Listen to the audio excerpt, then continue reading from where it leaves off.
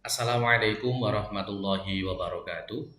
Alhamdulillahirabbil alamin. Allahumma shalli ala sayyidina Muhammad wa ala ali sayyidina Muhammad. Qalu subhanaka la ilma lana illa ma 'allamtana innaka antal alimul hakim. Alhamdulillah saudara, hari ini adalah hari yang mestinya kita tatap muka, tetapi karena ada edaran dari fakultas sehingga perkuliahan kita laksanakan dengan daring. Meskipun daring, tetapi saya minta tolong video materi ini diperhatikan dengan baik karena Pak Ali lihat penjelasan Pak Ali terkait dengan orientasi perkuliahan mata kuliah MSI ini dari seminggu yang lalu hanya sekitar 15 yang menyaksikan, padahal itu penting. Kalian atau teman-teman sekelas kan hampir 40-an, tetapi tidak ada separuh yang menyaksikan. Padahal ingat, RPS kontrak belajar itu menduduki posisi penting dalam setiap mata kuliah. Nah, minggu depan akan saya tagih gitu ya. Baik, untuk mengawali perkuliahan, mari sama-sama kita baca bismillah dan Al-Fatihah. Semoga Allah memberikan kita kemudahan. Al-Fatihah. A'udzubillahi minasyaitonirrajim. Bismillahirrahmanirrahim. Alhamdulillahirabbil alamin arrahmanir rahim maliki yaumiddin iyyaka na'budu wa iyyaka nasta'in ihdinas siratal mustaqim siratal ladzina an'amta 'alaihim ghairil maghdubi 'alaihim waladdallin amin ya rabbal alamin.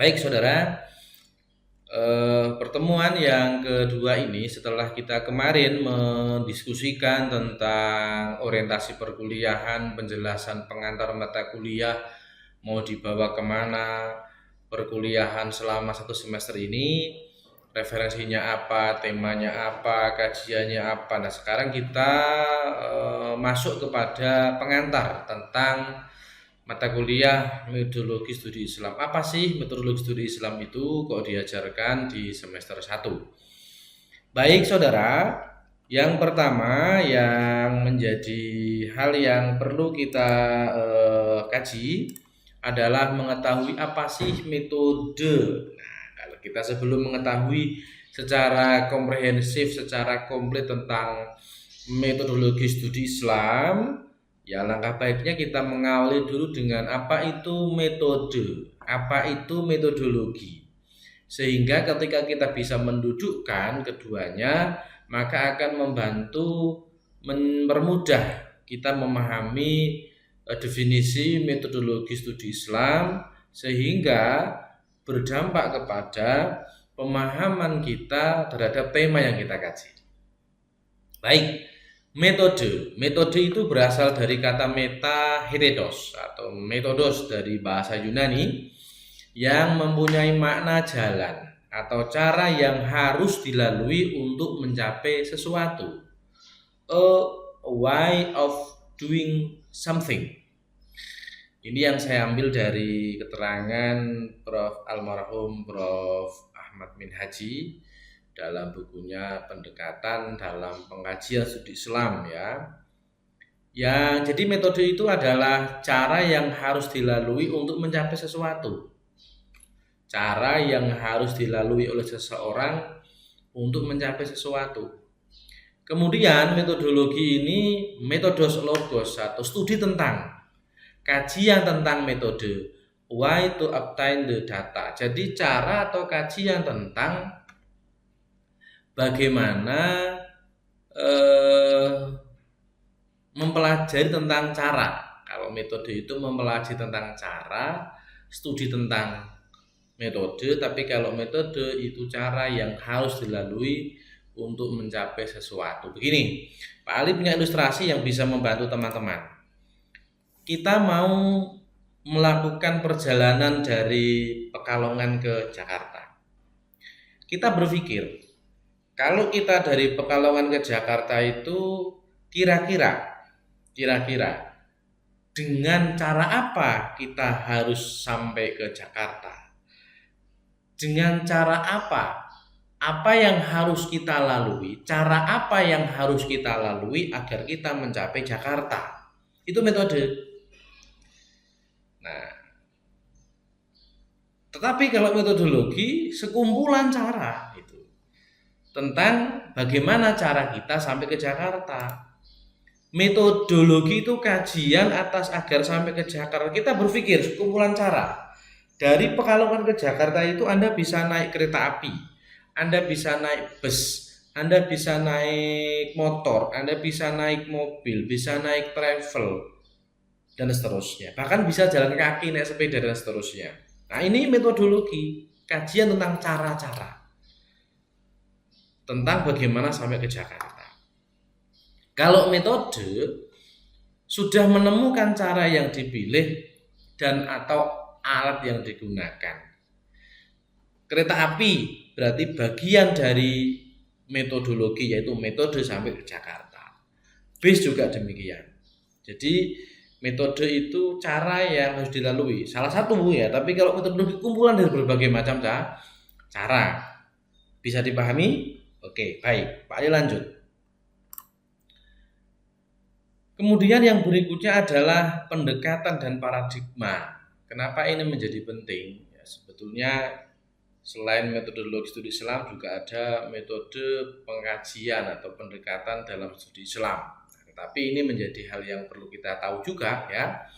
Apa sih paradigma? Paradigma itu keyakinan dasar yang menuntun seseorang bertindak dalam keseharian. Artinya adalah cara pandang, a world view, ya, pandangan dunia atau gambaran umum, atau ya cara pandang seseorang, landasan berpikir atau konsep dasar yang digunakan oleh seseorang yang dalam hal ini baik ilmuwan atau tidak dalam usahanya mengandalkan studi-studi keilmuan dilakukan. Ya gampangnya yang keempat itu bisa dipahami ya, cara pandang yang digunakan untuk menilai dunia dan alam sekitarnya.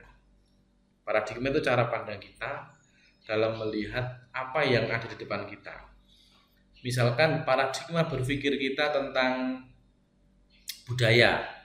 Jadi bagaimana kemudian cara pandang kita mendudukan budaya sebagaimana mestinya. Yang kita yakini bahwa budaya itu adalah produk dasar, produk dari hasil interaksi antara manusia satu dengan yang lainnya dalam kehidupan sosial. Kemudian pendekatan. Apa sih pendekatan? Pendekatan itu cara pandang yang digunakan untuk menjelaskan data dalam penelitian. Ya hampir sama ya, tetapi mempunyai perbedaan. Kalau paradigma lebih kepada cara pandang berangkat dari keyakinan dasar seseorang, tapi kalau pendekatan cara pandang secara ilmiah yang digunakan untuk menjelaskan data dalam penelitian. Maka besok di tema-tema yang akan datang akan ada model contoh pendekatan dalam studi Islam menggunakan pendekatan normatif, pendekatan historis, pendekatan antropologi, sosiologi, pendekatan feminis, pendekatan filsafat dan seterusnya. Jadi menjadi penting dalam memahami satu konsep atau memahami persoalan yang ada dalam kajian keislaman yang kita kaji. Baik, saudara, sekarang masuk kepada Islamic Studies. Kita sudah mengetahui apa itu pendekatan, apa itu metodologi. Islamic Studies yaitu aktivitas atau program pengkajian terhadap agama Islam, materi subjek bidang keislaman, institusi kajian lembaga kajian keislaman. Ya, kalau aktivitas berarti kan kegiatan dari sekelompok orang yang sedang melakukan penelitian, yang sedang melakukan kajian terkait dengan keilmuan atau keislaman. Bisa juga Islamic Studies dimaknai sebagai materi, subjek atau bidang keilmuan. Atau yang ketiga, Islamic Studies itu bisa dimaknai sebagai institusi. Jadi misalkan di Wali Songo Semarang ada program studi Islam atau Islamic Studies. Ada prodi Islamic Studies.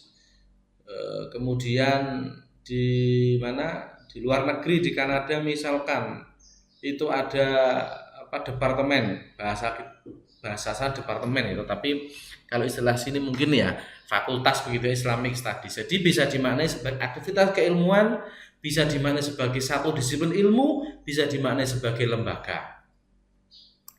Nah, kemudian apa yang kalau kemudian digabung, tadi kan metodologi Islamic Studies, sekarang apa yang dimaksud dengan metodologi studi Islam, Islamic Studies of Methodology? Satu kajian atas seperangkat konsep tentang paradigma, pendekatan, dan metode yang digunakan untuk mengkaji dan meneliti Islam sebagai subjek studi. Jadi metodologi studi Islam adalah kajian atas beberapa cara. Cara ini meliputi paradigma, pendekatan, metode yang digunakan dalam memahami Islam, di mana Islam ini didudukkan sebagai subjek studi. Nah, tentu kita berpikir, Islam kok tidak digunakan subjek? Apakah Islam itu perlu diteliti? Bukannya Islam itu sudah jelas kebenarannya? Bukannya Islam itu sebuah ajaran yang dalam bahasa lain itu yang pernah Anda dengar sholihun likulli zaman wa makan? Artinya ajaran Islam itu selalu up to date. Ya, dalam konteks keimanan, dalam konteks ajaran substantif, Islam itu benar. Nggak bisa digoyang lah kebenaran bahwa Islam itu agama yang benar. Kira-kira begitu bagi kita yang meyakini. Tetapi perlu disadari saudara bahwa dalam Islam itu ada banyak unsur, ada banyak ajaran, ada banyak kaidah, ada banyak aturan hukum itu perlu dikaji, perlu didudukkan, perlu dipahami sebagaimana mestinya. Sehingga kalau kita runut, kita rinci unsur-unsur atau sub-sub kajian dalam agama Islam itu tentu variatif. Begitu. Yang contoh kecil saja begini. Ajaran tentang sholat. Itu kan inti ajaran Islam, salah satunya sholat ya. Kita tahu bahwa sholat dalam agama itu menjadi inti. Ada satu keterangan hadis bahwa besok pada hari kiamat itu awaluma yuhasabu bil abdi. Jadi besok itu di hari kiamat adalah pertama kali yang dihisab, yang dihitung itu adalah sholat kita. Kalau sholat kita bagus, maka seluruh amal perbuatan bagus. Sebaliknya, kalau sholat kita tidak bagus, maka seluruh amal perbuatan kita dianggap tidak bagus. Ini sholat. Tidak ada satupun orang Islam yang menyatakan ketidakbenaran ajaran sholat. Pasti semua meyakini benar. Tetapi apa yang kita kaji? Kita lihat bahwa praktek fikih sholat itu bermacam-macam. Contoh takbir saja orang bisa bermacam-macam. Ya, antara baca bismillah dan tidak, antara sir dan jahr, antara pelan dan kencang itu juga berbeda-beda. Belum lagi bagaimana praktek pengamalan sholat bagi perilaku, bagaimana praktek perilaku orang yang mengamalkan sholat. Ya, artinya begini, sangat kompleks lah begitu ya. Belum lagi aspek yang lain. Islam itu aspeknya banyak, ada ibadah, muamalah, jinayah dan seterusnya. Sekali lagi bahwa metodologi studi Islam adalah kajian tentang cara ini bisa meliputi kajian tentang konsep, bisa paradigma, pendekatan, cara untuk mengkaji Islam, di mana Islam diposisikan sebagai subjek studi. Baik, saudara, berikutnya adalah objek dan ruang lingkup studi. Apa sih Pak, ketika kita belajar tentang metodologi studi Islam, apa sesungguhnya apa yang menjadi kajian kita Pak? Baik, perhatikan di layar itu saudara, kalau kita berbicara tentang atau mendudukkan Islam sebagai agama, tentu tidak ada yang bisa menyangkal bahwa Islam itu benar. Begitu ya, bagi kita orang yang meyakini ya umat Islam. Tetapi dalam prakteknya, karena ajaran Islam atau agama Islam itu ada banyak unsur yang tadi Pak Ali jelaskan, oleh karena itu di sini agama ini didudukkan atau difungsikan atau dipersepsikan atau didudukkan begitu ya, agama sebagai doktrin. Yang kedua, agama sebagai gejala budaya, agama sebagai realitas umat Islam. Loh, maksudnya gimana Pak? Kok agama kok ada banyak, Islam kok ada banyak? Jadi begini, tadi loh, kita memetakan bahwa dalam ajaran agama Islam itu ada banyak unsur dan banyak aspek, sehingga perlu kita cari, kita pilih mana yang doktrin agama, mana yang gejala budaya, mana yang realitas umat Islam. Nah, ini yang menjadi objeknya kajian kita seperti itu. Sehingga kalau kita bisa mendudukkan dengan baik dan benar, maka akan menjadikan cara pandang kita tentang agama, tentang keislaman yang kita anut itu bisa lebih lebih objektif begitu ya. Baik, yang pertama, Islam sebagai doktrin dari Tuhan yang kebenarannya bagi pemeluknya sudah final. Ketika kita mendudukkan agama sebagai doktrin, tadi Pak Ali katakan sekali lagi Islam dalam hal ini, maka kebenaran tentang Islam bahwa ini adalah paket atau doktrin ajaran agama dari Tuhan yang kebenarannya diakui oleh pemeluknya itu sudah final dan mutlak tidak bisa digugat sebagai doktrin agama. Yang kedua, ketika Islam didudukkan atau agama sebagai gejala budaya, maka kita pahami bahwa budaya itu adalah seluruh apa yang menjadi kreasi manusia dalam kaitannya dengan agama. Ketika kita mendudukkan agama sebagai gejala budaya, pemahaman orang terhadap doktrin agama. Pak Ali sedang mencontohkan begini. Nanti dalam kaitan tiga hal ini. Ada satu doktrin agama yang kita baca. Ini contoh yang mudah ya, yang bisa membantu teman-teman untuk memahami beberapa konsep tentang ruang lingkup ini. Ada satu doktrin agama tentang syukur. Kita lihat Bismillahirrahmanirrahim. La in syakartum la azidannakum wa la in kafartum inna adzabi lasyadid. Ini doktrin agama. Salah satu ajaran dalam agama Islam yang tidak ada yang membantah bahwa ketika kita bersyukur kepada Tuhan, maka Tuhan akan menambah nikmat. Tapi sebaliknya kalau kita kufur, maka Tuhan akan memberikan laknat. Siapa yang berani menentang ini? Tidak ada. Nah, kemudian dalam mengamalkan, mempraktekkan keberagamaan ajaran agama ini, masyarakat mengkreasikan. Bagaimana ketika kreasi manusia dalam memahami agama itu, itulah melahirkan budaya, pemahaman orang terhadap doktrin agama. Sehingga contohnya begini, ketika syukur tadi dimaknai sebagai manusia mengkreasikan, maka sah-sah saja. Contoh begini, Anda di kampung-kampung Anda, di desa-desa Anda itu setiap tahun ada acara yang namanya sedekah bumi. Coba kalau Anda tanya, sedekah bumi itu apa? Ya, upaya syukur warga kepada Allah Subhanahu wa Ta'ala, kepada zat Tuhan yang memberikan, menciptakan atau kampungnya itu menjadi kampung yang aman, damai, pertaniannya subur dan seterusnya. Sehingga setiap tahun mereka melakukan kegiatan sedekah bumi dalam rangka syukur kepada Tuhan.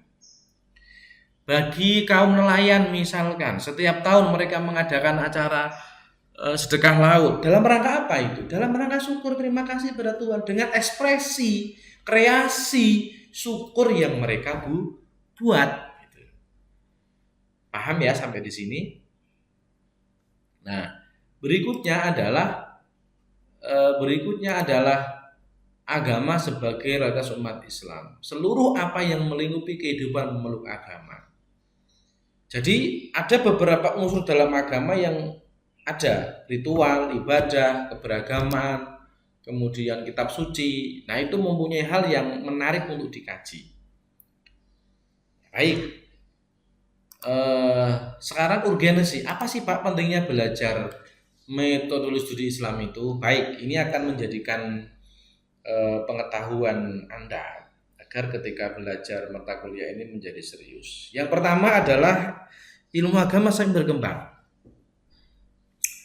Yang kedua, merespon dengan cepat problem yang muncul agar Islam tidak mudah disalahpahami oleh outsider, membentuk sikap perilaku keagamaan yang positif. Yang pertama, ilmu agama semakin berkembang. Saudara, perjalanan agama Islam dalam hal ini dari 14 abad yang lalu atau dari sejak Kanjeng Nabi Muhammad SAW menerima wahyu pertama sampai sekarang, itu kan perkembangannya sangat dinamis sekali, sangat dinamis. Dulu ketika orang melakukan perjalanan dari satu tempat ke tempat lain jarak antara 100 kilo misalnya, itu bisa sehari lebih, sehingga muncul rukhsah atau muncul keringanan dalam melakukan ibadah sholat. Begitu juga aspek yang lain, zakat misalkan. Ajaran tentang zakat ini kan banyak dikreasikan sampai saat ini. Tidak saklek sebagaimana 8 asnaf yang menjadi mustahik zakat. Kenapa ini berkembang? Ya tadi merespon problem yang muncul. Ketika zakat itu hanya dimaknai sebagai ibadah ritual saja, tentu tidak bisa berefek kepada maksud daripada zakat itu sendiri dalam rangka mensejahterakan manusia, menciptakan kemaslahatan, bahkan mengentaskan kemiskinan. Oleh karena itu, perkembangan ilmu agama dalam hal ini ajaran tentang zakat misalkan itu diimplementasikan dalam rangka mengentaskan kemiskinan, memberikan problematika kehidupan masyarakat, mengentaskan kebodohan, memberikan beasiswa, mewujudkan kesehatan, bangun rumah sakit. Itu salah satu contoh. Ini kan perlu dikaji, perlu dipelajari. Kira-kira kok bisa seperti itu, caranya bagaimana? Melalui metodologi Islam ini akan ketemu nanti. Yang ketiga, agar Islam tidak mudah dipahami oleh saudara. Outsider itu orang yang melihat Islam dari luar. Begini saudara, beberapa tahun belakangan ini orang di luar Islam menganggap Islam itu agama yang teror, agama yang tidak tahu belas kasih sayang, agama yang kaku, padahal tidak. Hanya gara-gara 1-2 orang oknum yang beragama Islam yang kemudian melakukan tindakan yang berseberangan dengan prinsip ajaran Islam, kemudian disalahpahami oleh orang di luar Islam. Islam itu ajaran yang lama. Bisa jadi orang yang melakukan tindakan kekerasan itu ya karena tadi memahami ajaran agama secara literer, secara sempit begitu ya, hanya dengan satu sudut pandang, sehingga mengatakan Islam itu agama keras, agama yang kolot misalkan. Padahal nggak seperti itu. Nah, supaya nggak dipahami seperti itu bagaimana? Ya ayo belajar studi Islam. Islam sangat luas sekali kajian yang perlu dibicarakan. Yang keempat, membentuk sikap perilaku keagamaan positif. Begini loh, orang itu kalau cara pandangnya luas cara pandangnya, luas wawasannya, tidak sempit satu pintu, maka akan memberikan sikap yang toleran, sikap yang moderat, sikap yang baik, begitu loh ya. Contohnya begini loh, Pak Ali mencontohkan. Ini penting. Anda sebagai orang yang selalu mengidolakan nasi megono. Nah, Pak Ali mencontohkan dengan makanan biar Anda itu tune in. Ketika yang Anda tahu itu hanya nasi megono tok, ya, tidak mau melirik, tidak mau mencoba, tidak mau menggunakan, tidak mau memandang, mencicipi makanan yang lain selain megono, maka akan menimbulkan persepsi atau akan menimbulkan dugaan bagi Anda seluruh makanan itu tidak enak, hanya megono yang enak. Padahal kalau kita mau menggunakan atau mau mencoba makan yang lain, ada nasi pecel, nasi gandul, nasi rawon, soto, dan seterusnya. Nah, kalau kita memperluas sudut pandang kita tentang makanan, ya semua menjadi nikmat, varian begitu, indah, banyak makanan. Sama dengan kehidupan keberagaman kita, kalau cara pandang kita terhadap agama atau cara pandang kita, luas wawasan kita terhadap agama, maka akan memunculkan sikap positif. Kita tidak mudah menjudgment orang lain atau agama lain atau orang yang melakukan ajaran agama yang berbeda dengan kita judge salah, tidak. Karena kita cara pandang luas. Begitu loh ya. Ya nasi megono enak pada orang yang suka megono. Nasi pecel juga begitu, soto juga seterusnya. Sama dengan Islam juga begitu. Islamnya satu, tetapi orang yang melakukan orang yang mengamalkan ajaran Islam itu banyak sekali. Nah, gitu ya. Baik. Sekarang aspek sasaran studi. Apa sih yang dikaji yang menjadi sasaran dalam studi Islam itu? Baik, kalau perhatikan lingkaran merah dan kuning ini. Jadi lingkaran kuning ini dan merah ini ibaratnya adalah Islam, agama, Islam dalam ini. Islam itu di dalam hal studi Islam ini diposisikan atau dipersepsikan cara pandang Islam sebagai doktrin, ajaran agama. Yang kedua, paradigma Islam sebagai realitas. Ketika kita bisa mendudukkan paradigma Islam sebagai doktrin dan juga bisa melihat paradigma Islam sebagai realitas, yang keduanya ini tentu mempunyai spesifikasi yang perlu kita bedakan. Nah, inilah yang menjadi sasaran studi, doktrin Islam sebagai doktrin dan Islam sebagai realitas. Seperti apa kita lihat? Kalau kita mendudukkan memparadigmakan Islam sebagai doktrin, ya pendekatan yang kita gunakan adalah dalam mengkaji itu pendekatan normatif. Artinya pendekatan normatif meliputi ya pendekatan normatif, pendekatan doktriner gitu bahasanya. Ada pendekatan teologis, ada pendekatan filosofis, ada pendekatan legalistik, ada pendekatan mistik, ada pendekatan hermeneutik. Ini macam dari pendekatan normatif atau pendekatan doktriner. Teologis itu lebih kepada aspek ketuhanan, kemudian filosofis lebih kepada aspek filsafat atau makna di balik doktrin itu, kemudian pendekatan legalistik lebih kepada pendekatan hukum legal formal, pendekatan mistik itu lebih kepada pendekatan tasawuf begitu ya. Kemudian hermeneutik pendekatan ke tafsir kebahasaan. Jadi ini adalah macam atau model pendekatan dalam ranah doktriner. Ketika kita mendudukkan Islam sebagai doktrin, maka pendekatan inilah yang mestinya yang pas kita gunakan begitu. Yang kedua, pendekatan atau paradigma Islam sebagai realitas. Ketika kita mendudukkan Islam sebagai realitas, maka pendekatan yang digunakan yang pas adalah pendekatan sejarah, historical approach sejarah. Banyak sekali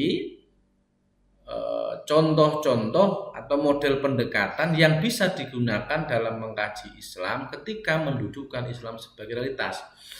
Salah satu ingat dengan bukunya Prof. Amin Abdullah.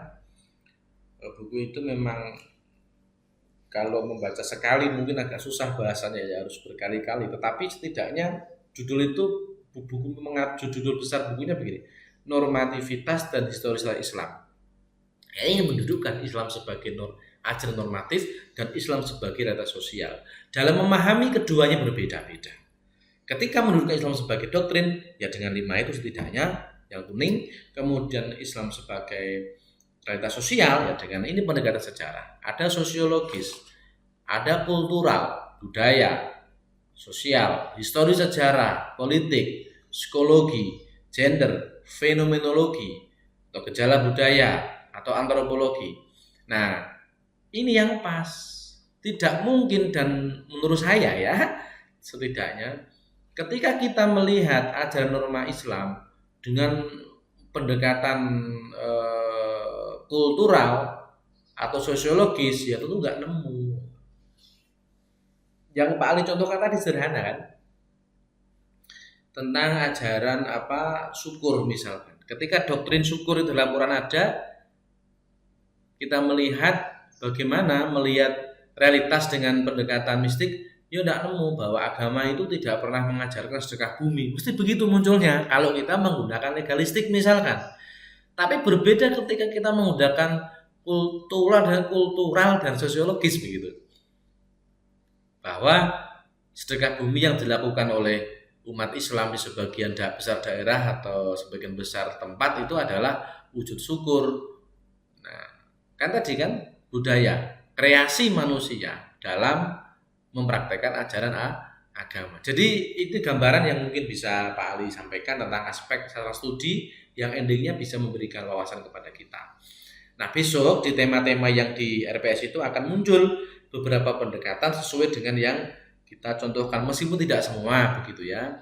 Saya harap teman-teman juga mempunyai buku yang bisa dibaca gitu ya. Salah satu buku yang saya anjurkan ya buku studi agama Peter Canoli itu yang di RPS bisa dilihat. Baik, ini metode studi Islam ya. Tipe-tipe cara memahami Islam. Ini yang Pak Ali ambil dari salah satu contoh kumpulan tentang metode penelitian agama gitu ya, yang diedit oleh Pak Irul Abdullah kalau nggak salah begitu ya, ada di RPS saya tulis itu. Ada ilmiah kumdoktriner, ide dan biografi, tipologi perbandingan. Yang pertama, ilmiah kumdoktriner gampangnya begini, ini mensintesis antara nakliyah rasional dan kasyif mistik. Jadi cara memahami Islam dengan cara memadukan nakliyah dan akliyah dan juga mistik. Ilmiahnya akliyah, kumdoktriner, ilmiahnya rasional, kumdoktrinernya ya masuk nakliyah dan kasyif. Nah, perpaduan. Yang kedua, ide dan biografi. Ini analogi agama dengan manusia. Manusia itu ide, karya, dan biografi itu adalah sejarah kehidupan manusia itu. Jadi Islam ada dua aspek, itu Al-Quran dan biografi sejarah Islam. Nah, itu salah satu contohnya ya. Kemudian berikutnya ada tipologi perbandingan, identifikasi 5 aspek ciri agama Islam kemudian dibandingkan dengan agama yang lain. Ini model memahami kebenaran Islam. Satu dengan cara tadi melihat, mencari dalil nakliyah, dalil akliyah, dan kasyaf mistik. Yang kedua melihat Islam, kemudian melihat sejarah Islam dalam rangka mempelajari Islam tadi begitu. Yang ketiga dengan cara perbandingan.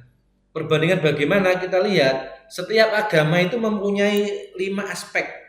Tidak hanya Islam, pasti ada. Satu, Tuhan, atau setidaknya sesuatu yang dianggap punya kekuatan lebih dalam setiap agama itu.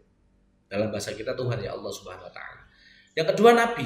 Nabi itu kita pahami dalam agama kita Nabi pembawa risalah. Kalau dalam agama lain bisa pembawa pesan Tuhan. Nah, itu kemudian diperbandingkan begitu. Oke.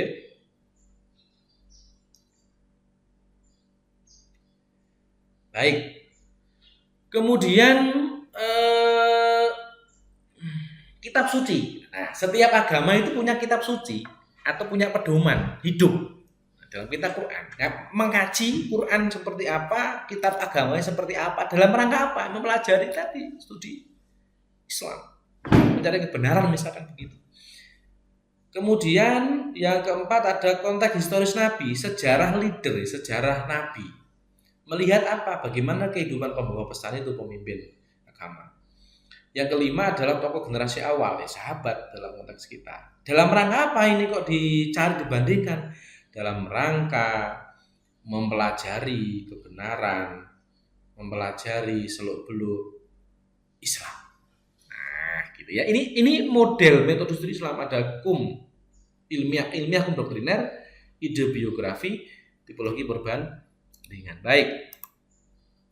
Nah, perkembangan studi Islam, kita lihat sisi perkembangan pusat studi Islam. Ada dua hal yang kita lihat ketika kita melihat tentang perkembangan studi Islam. Pertama, sisi perkembangan pusat studi Islam. Yang kedua, sisi perkembangan perkembangan studi Islam. Yang pertama terkait dengan masa klasik hingga sekarang di 3 kawasan Timur, Tengah, Barat Indonesia. Oke. Jadi yang ini slide ini berbicara tentang kalau kita melihat perkembangan studi Islam, ada beberapa poin yang perlu kita ingat. Yang pertama, sisi perkembangan pusat studi Islam. Yang kedua, sisi perkembangan pendekatan studi Islam. Kita melihat tempat pusat studi Islam dan metode atau pendekatan yang digunakan dari 3 kawasan Timur, Barat atau Timur Tengah, Barat Indonesia ini seperti apa. Yang pertama, coba perhatikan, ini perkembangan pusat studi Islam dari awal sampai di Indonesia. Dari beberapa poin ini diklasifikasikan, Timur Tengah itu awal munculnya studi Islam pusat di Mekah, Madinah, Bani Umayyah tahun 660 Hijriah sampai 750 Hijriah di Damaskus, hingga Bani Abbasiyah terakhir 1250 Hijriah di Baghdad. Ini perkembangan pusat studi Islam. Yang kedua, abad 16 di Barat mulai bergeliat ya, karena kita lihat keilmuan mulai pindah dari timur ke barat ya, abad 16-17 begitu ya, abad 15-16 itu. Runtuhnya Bani Abbasiyah di Baghdad itu menandai bahwa keilmuan Islam sudah mulai meredup. Jadi kita lihat dalam sejarah keilmuan itu dulu orang Islam itu luar biasa jaya-jayanya. Ibaratnya begini, kalau dulu dosen saya pernah mengibaratkan, di Islam itu orang sudah makan menggunakan sendok garpu, jalan sudah terang. Tetapi di Barat, jangankan sendok garpu, jalan itu masih hutan belantara. Itu menunjukkan bahwa peradaban Islam itu jauh lebih dulu berkembang daripada peradaban Barat. Tetapi semenjak abad 14-15 itu bergeser gitu kira-kira. Ini yang saya tahu ya. Nanti bisa dikoreksi. Kemudian abad ke-20 Masehi orang orientalis ada di London, Amerika, Kanada. Ini pusat studi Islam. Di Indonesia yang mulai Islam tersebar di Indonesia abad 13 sampai 20 Masehi semenjak berdirinya pesantren di Indonesia. Kita tahu bahwa di Indonesia itu pesantren adalah lembaga pendidikan keagamaan tertua sebelum ada sekolah-sekolah. Ya, sejarah pesantren itu bahkan pesantren itu kontribusinya luar biasa bagi berdirinya bangsa ini. Maka sebentar lagi kita memperingati Hari Santri, itu merupakan hal yang perlu kita syukuri bahwa keberadaan pesantren santri diapresiasi oleh pemerintah. Apalagi sekarang ada undang-undang pesantren gitu ya. Baik saudara, perkembangan pendekatan studi Islam ini kalau tadi adalah studi lembaganya atau tadi adalah pusat studi lokasi, sekarang pendekatannya di Timur Tengah itu masih riwayah nakliyah seputar ini. Di Barat sudah ini yang kecenderungannya ya, meskipun juga sekarang sudah berkembang begitu ya, filologi ilmiah, fenomenologi interpretatif. Di Indonesia ya normatif, empirik, sintesis. Ini yang model pendekatan. Tadi apa pendekatan? Cara pandang, bagaimana menjelaskan, mempelajari, kan begitu ya. Data dalam penelitian.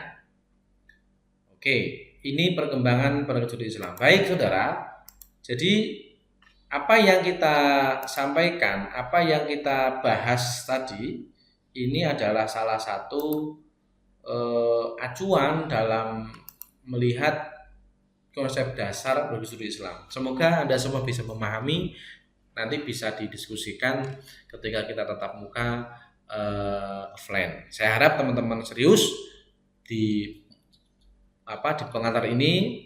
Minggu depan kelompok 1 mulai mempresentasikan, membuat makalah tentang agama dan problem kemanusiaan. Baik, terima kasih. Mari sama-sama kita akhiri. Wallahul muwaffiq. Wassalamualaikum warahmatullahi wabarakatuh.